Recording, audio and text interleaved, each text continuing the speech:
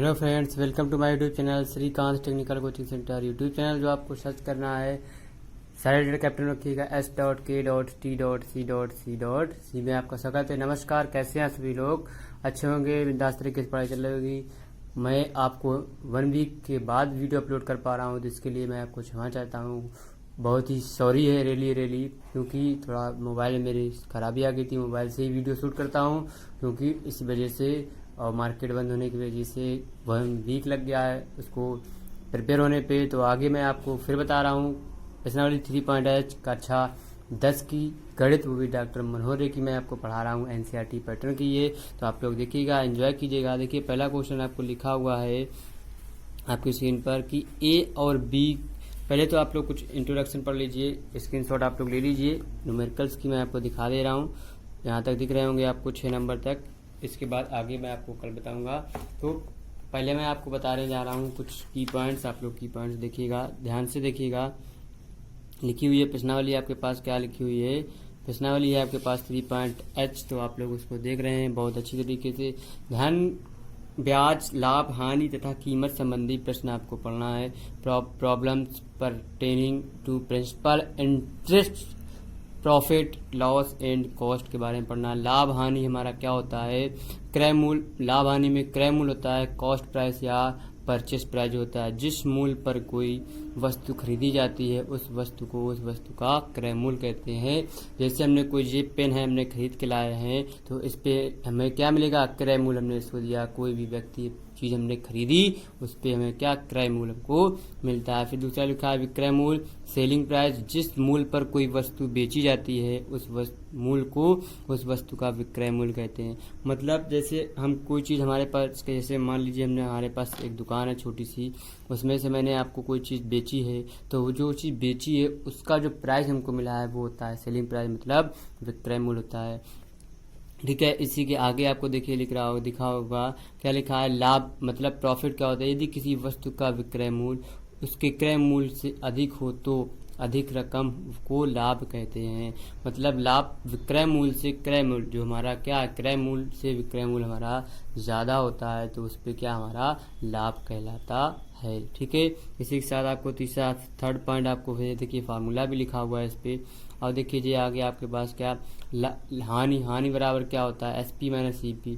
यदि किसी वस्तु का विक्रय मूल्य उसके क्रय मूल्य से कम हो तो कम रकम को हानि कहते हैं। मतलब हानि बराबर क्रय मूल्य माइनस विक्रय मूल्य, लॉस बराबर CP माइनस SP। ठीक है, तो हानि बराबर हो जाएगा क्रय मूल्य माइनस विक्रय मूल्य, लॉस बराबर होता है CP माइनस SP। जो हमारा फार्मूला होता है आप लोग याद रखिएगा। फिर देखिए आपको कुछ फार्मूले और पढ़ना लिखा है प्रतिशत लाभ या हानि के बारे में। उसमें से देखिए आपको जो देखिए फार्मूले लिखे हैं आप लोग लिखते जाइएगा, नोट्स बनाते जाइएगा। प्रॉपर लिखा हुआ है 100 पर जितनी लाभ अथवा हानि होती है उसे प्रतिशत लाभ अथवा हानि कहते हैं। लाभ अथवा हानि का प्रतिशत हमेशा क्रय मूल्य पर ही ज्ञात किया जाता है। जैसे प्रतिशत लाभ जो होगा, लाभ गुणा 100 बटे क्रय मूल्य, विक्रय मूल्य माइनस क्रय मूल्य बटे क्रय मूल्य इंटू में 100 होता है। ये लाभ के फार्मूले होते हैं हमारे पास। प्रतिशत हानि जो निकालेंगे तो हानि गुणा 100 बटे क्रय मूल्य, हमारा क्रय मूल्य से ही डिवाइड करते हैं, तब हमारा प्रतिशत या लाभ हानि हमारा निकलता है। ठीक है, ये आपके छोटे से कुछ फार्मूले थे, आप लोगों को याद करने हैं और आप लोग पढ़िएगा। अब आपको क्वेश्चन नंबर हम बता रहे हैं फर्स्ट। ये देखिए आपके पास क्वेश्चन लिखा हुआ है फर्स्ट नंबर। क्या लिखा हुआ है क्वेश्चन? कि A और B की मासिक आय का अनुपात और उनके मासिक व्यय का अनुपात 4:3 है। यदि उनमें से प्रत्येक 200 रुपये मासिक बचाता है तो प्रत्येक की मासिक आय ज्ञात कीजिए। अब आपको प्रत्येक की मासिक आय आपको बताना है क्या होती है, तो बताएंगे। तो देखिए हम लिखेंगे, क्या लिखेंगे? माना A की मासिक आय हमारे पास कितना 9x और B की मासिक आय हमारे पास कितना 7x। जी हमारा हो गया मासिक आय, मतलब हो जाएगा विक्रय मूल्य। देखिए वहाँ पे लिखा हुआ है हमने के साइड में। तथा फिर दूसरी लाइन पे लिखेंगे A का मासिक व्यय हमारा कितना 4y, B का मासिक व्यय हमने लिख लिया 3y। ठीक है, अब देखिए जब हमें क्रय मूल्य विक्रय मूल्य दे दिए तो हम जानते हैं कि लाभ बराबर क्या होता है फार्मूला? विक्रय मूल्य माइनस क्रय मूल्य। तो लाभ हमारे पास क्या हुआ है, 200 मासिक बचाता है। तो यहाँ पे लिखेंगे, देखिए स्टेप फर्स्ट में 9x माइनस का 4y बराबर 200 हमारी क्वेश्चन बच जाएगी।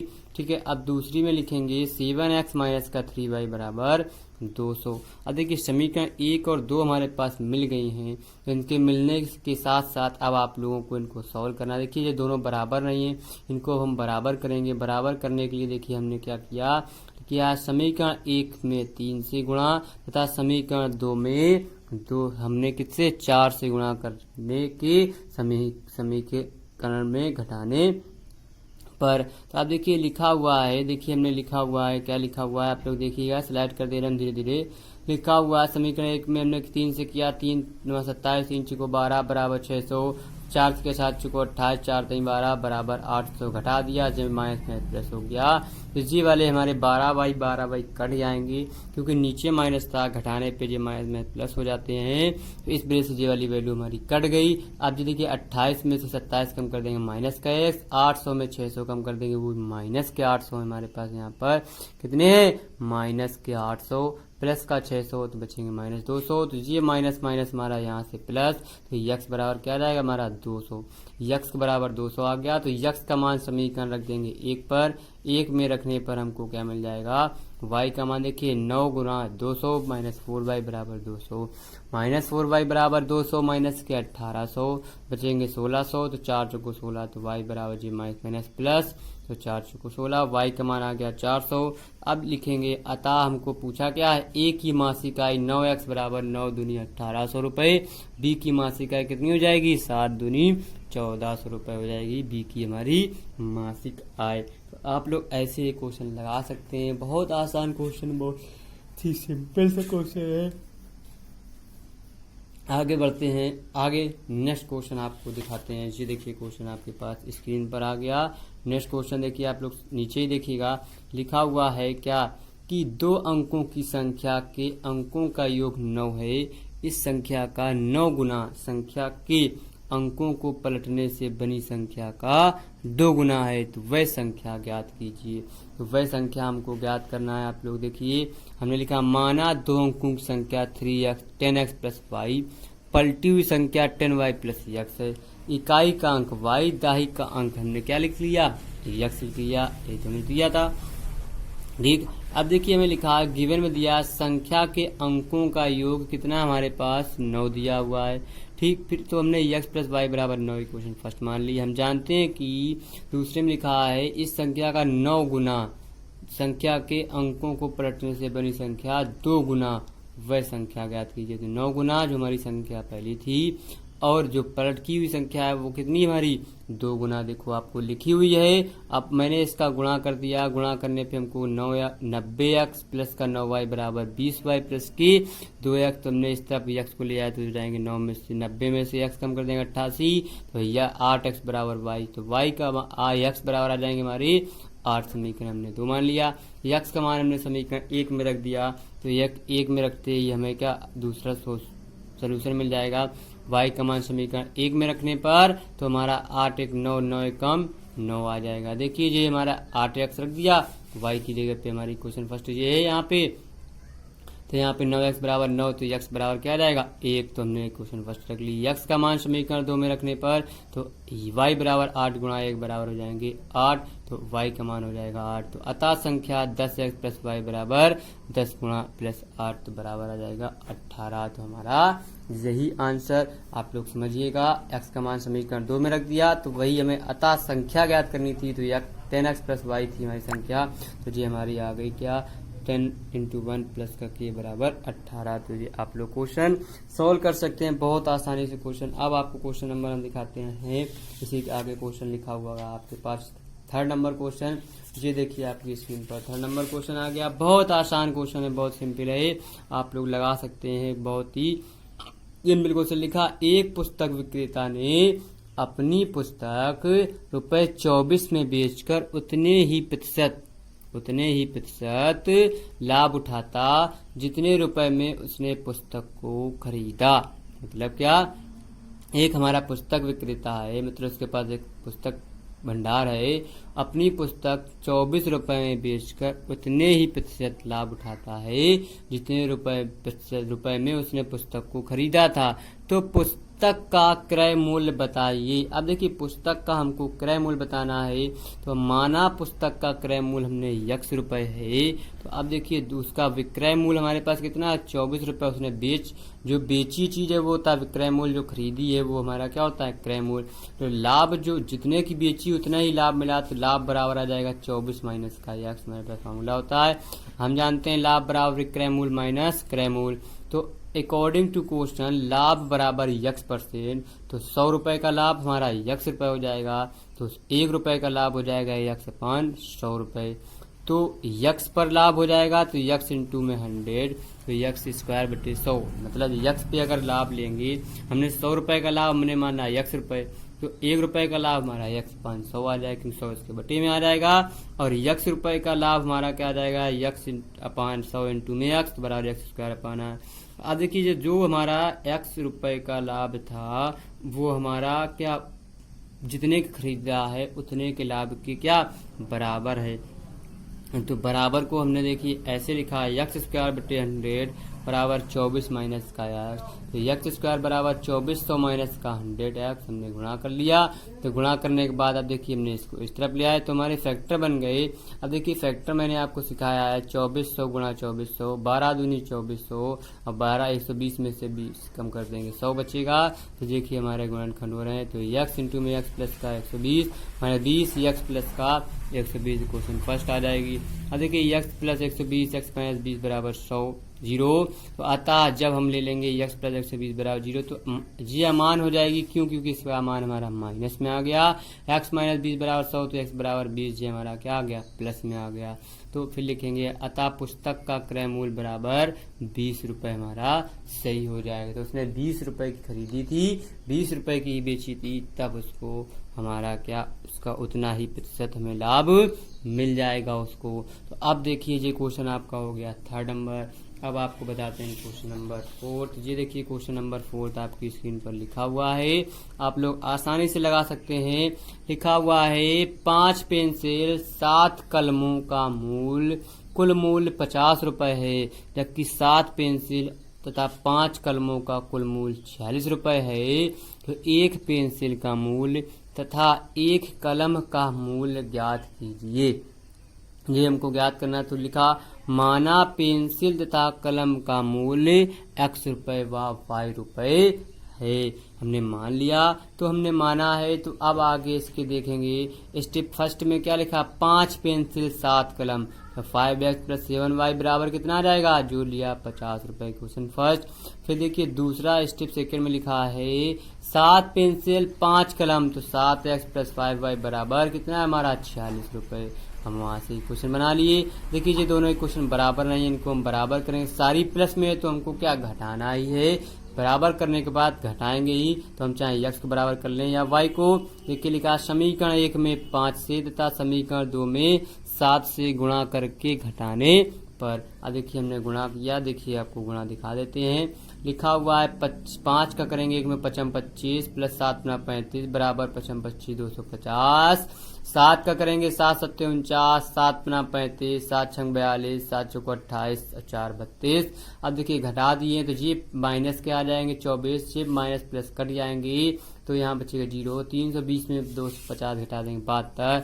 अब माइनस माइनस कट जाएंगे तो प्लस, 24 तय होते हैं हमारे क्या 72। तो x का मान भी हमारा आ जाएगा 3। तो y का मान x का मान 3, x का मान समीकरण 1 में रख देंगे। समीकरण 1 देखिए जी हमारी दी हुई है यहाँ पे, उसी पे रखेंगे। तो x का मान रख देंगे तो जा जाएगा 5 गुणा 3 प्लस 7y बराबर 50, तो 15। 7y बराबर 50, तो 7y बराबर 50 माइनस 15, तो 7 गुना 35 हो जाते हैं। तो y का मान 5। तो अतः हमारा आ जाएगा पेंसिल का मूल्य 3 रुपए और कलम का मूल्य 50 रुपए दिया हुआ है हमारे पास। तो आप लोग ऐसे क्वेश्चन लगाइएगा, बहुत आसान क्वेश्चन, बहुत सिंपल से क्वेश्चन है।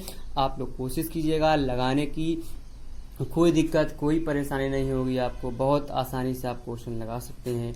अब आपको क्वेश्चन दिखाते हैं हम आपको क्वेश्चन नंबर 5। ये देखिए क्वेश्चन नंबर 5 आप लोग देखिएगा, बहुत आसान क्वेश्चन है, आप लोग पढ़िएगा। पहले तो आसानी से पढ़ते हैं, पहले क्वेश्चन पढ़ते हैं, क्योंकि आप क्वेश्चन एक बार पढ़ लेंगे तो बहुत अच्छा रहेगा। आप लोग उसको क्वेश्चन को बहुत आसानी से इजीली से लगा सकते हैं। अगर क्वेश्चन आपने पढ़ा नहीं तो आप क्वेश्चन को नहीं लगा पाएंगे। इसी के साथ साथ अब आपको हम क्वेश्चन पढ़ के बता रहे हैं, आप लोग देखिएगा। बहुत आसान सा क्वेश्चन है, आप लोग देखते रहिए, पढ़िए। देखा, एक व्यक्ति कुछ मासिक वेतन पर नौकरी शुरू करता है और प्रत्येक वेतन में एक नियत वृद्धि होती है। यदि नौकरी के 4 वर्ष बाद, कितने वर्ष बाद, 4 वर्ष बाद उसका वेतन 2200 रुपये हो और 15 वर्ष बाद उसका वेतन 2750 रुपये हो, तो प्रारंभ में उसका वेतन कितना था और वार्षिक वृद्धि क्या थी, ज्ञात कीजिए। हम ज्ञात करेंगे, बहुत आसान क्वेश्चन है। देखिए, माना प्रारंभ में मासिक वेतन यक्स था और वार्षिक वृद्धि हमने क्या मान ली, वाई मान ली। तो स्टेप फर्स्ट में 4 वर्ष हमने वहां पे मार्क लगाया, तो 4 वर्ष बाद कितना उसका वेतन है, 2200 रुपये। तो किसमें 4 वर्ष बाद हमारी मासिक वेतन में वृद्धि किसमें हो रही है, 4 वर्ष बाद हमारी वार्षिक वृद्धि हो रही है। तो x प्लस 4y बराबर कितना आ जाएगा, 2200 रुपये। हमने क्वेश्चन फर्स्ट मान लिया। स्टेप फर्स्ट 15 वर्ष बाद हमारा क्या है, x प्लस का 15y बराबर 2750। तो अब इसके आगे सॉल्व करेंगे तो ये आ जाएगा हमारा क्या, समीकरण 1 व 2 को घटाने पर तो घटा देंगे, यक्स कट जाएंगे। देखिए कैसे, ये देखिए आप लोगों को पूरा सोल्यूशन लिखा हुआ है। ये कट गए तो 15 में 4 घटाएंगे 11y और 75 में 220 घटाएंगे 55, 550 आ जाएंगे, 2750 में 2200 घटाएंगे तो जे माइनस माइनस हो जाएगा हमारा प्लस, तो 11 पचे हो जाते हैं 55, यहाँ बचेगा 50। वाई का मान समीकरण 1 में रख देंगे तो वाई का मान आ जाएगा एक्स प्लस के 450। जो थोड़ा गलत हो गया है मिस्टेक, यहाँ पे सोल्यूशन देख लीजिएगा आप लोग। एक्स प्लस 450 गुणा 2200 तो एक्स बराबर आ जाएगा 200।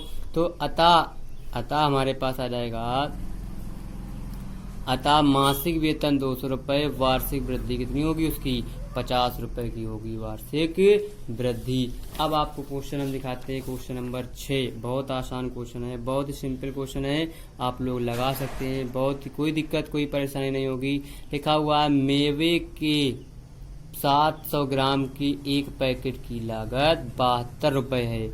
इसमें कुछ काजू की गिरी और शेष किशमिश है। यदि काजू की गिरी का भाव 96 रुपये प्रति किलोग्राम हो और किशमिश का भाव 112 रुपये प्रति किलोग्राम हो तो ज्ञात करो उस पैकेट में दोनों मेवों की तौल अलग अलग कितनी है। तो माना किशमिश x ग्राम, काजू की गिरी y ग्राम। तो x प्लस y कितना, 700 ग्राम है हमारा मेवे की दोनों पैकेट में। तो अब देखिए, काजू की गिरी की कीमत 96 रुपये प्रति किलोग्राम, तो y ग्राम काजू की गिरी की कीमत कितनी हो जाएगी, 96x/1000 ग्राम, क्योंकि हमारा किलोग्राम में दिया, उसको ग्राम में चेंज करेंगे तो 1000 से हम गुणा करेंगे उसमें। अब देखिए, x ग्राम किशमिश की कीमत हमारी 112x/1000। अब दोनों की कीमत मिला के हमारी कितनी दी है, 72 रुपये। तो दोनों को मिला दिया, एलसीएम ले लिया तो 96y प्लस 112x बराबर 7200 रुपये आ जाएगा। ठीक है, अब देखिए 7200 रुपये आने के बाद इनको हमने सॉल्व किया, कॉमन लिया तो समीकरण 2 बन गया। समीकरण 1 में 12 से गुणा करके समीकरण 2 में घटाने पर, क्योंकि हमारी दोनों इक्वेशन प्लस प्लस की दी हुई हैं, घटा देंगे। घटाने के बाद अब हम आप लोगों को दिखाते हैं क्या बना है हमारा मान ओरिजिनली में। तो घटाए हैं तो वाई कट गया, 12 में से 14 कम कर देंगे माइनस के 2, 90 में से 84 कम कर देंगे माइनस के 600। तो जो आ जाएंगे 0 0 माइनस माइनस हो जाएंगे प्लस, तो 2 3 हो जाएंगे 6, 300। तो x का मान आ गया 300। तो x का मान समीकरण 1 में रखने पर तो 300 प्लस y बराबर 700। तो इस तरफ हमने इसको सॉल्व करेंगे, y बराबर आ जाएंगे 700 माइनस के 300, तो y का मान आ जाएगा 400। तो अतः काजू की गिरी कितनी, 400 ग्राम और किशमिश कितनी हो जाएगी, 300 ग्राम। तो जी हमारे दोनों आंसर आ गए। आप लोगों को बहुत अच्छा लगा होगा, आसान सा क्वेश्चन है, आप लोग लगाइएगा, कोशिश कीजिएगा। और अगर आप लोग हमारे यूट्यूब चैनल पर नए हैं तो s.k.t.c को सब्सक्राइब कीजिएगा और साथ ही साथ बेल आइकन को भी दबाइएगा, क्योंकि आपको लेटेस्ट नोटिफिकेशन की वीडियो आपको वहीं से मिलेंगी, तो आप लोग वहां से उसका लाभ उठा सकते हैं। ज़्यादा से ज़्यादा शेयर करते रहिए, लाइक करते रहिए और सब्सक्राइब करते रहिए। कल फिर मिलते हैं नए जोश, नई एनर्जी, नए उत्साह के साथ नेक्स्ट वीडियो में, क्योंकि इसके आपको इसमें क्वेश्चन दिए 16 क्वेश्चन, तो आपको मैंने आज 6 क्वेश्चन बताए। इसके आगे आपको न्यू पार्ट में नए क्वेश्चन बताए जाएंगे, तो आप लोग अच्छे से पढ़ते रहिए, क्योंकि वीडियो हो जाएगा आपको ज़्यादा बड़ा, तो आप लोग ज़्यादा बड़ा वीडियो देखने में मज़ा नहीं आएगा। कल फिर मिलते हैं, बाय बाय।